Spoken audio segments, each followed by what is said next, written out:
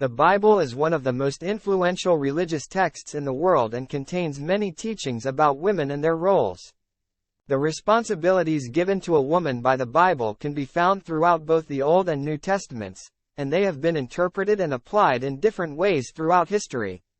In this essay, I will explore the biblical teachings on the responsibilities of women, looking at specific verses and chapters from both the Old and New Testaments. I will also discuss the historical context in which these teachings were written and how they have been interpreted over time. Old Testament. The Old Testament is the first part of the Christian Bible and includes many books that are also part of the Jewish Bible. It was written over a period of several centuries and reflects the beliefs and practices of ancient Israel. In this section, I will look at some of the key teachings about women's responsibilities in the Old Testament. Genesis chapter 2 verses 18 to 24.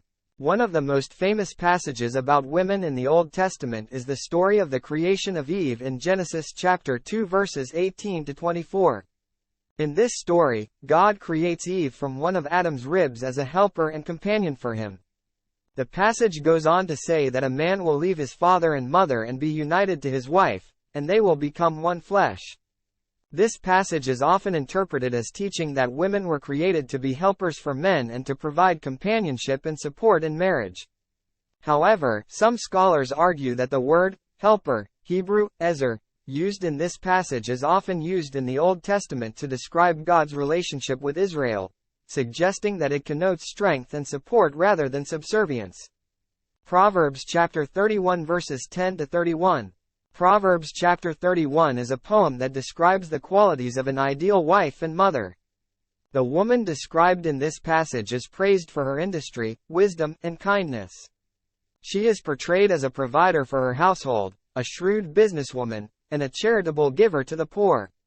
This passage has been used throughout history to praise women's domestic and maternal roles, but it has also been criticized for presenting an idealized and unattainable standard of femininity.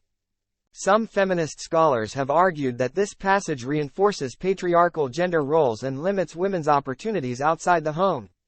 Leviticus chapter 12 verses 1 to 8.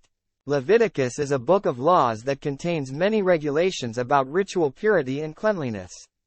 Leviticus chapter 12 verses 1 to 8 describes the purific. Leviticus chapter 12 verses 1 to 8.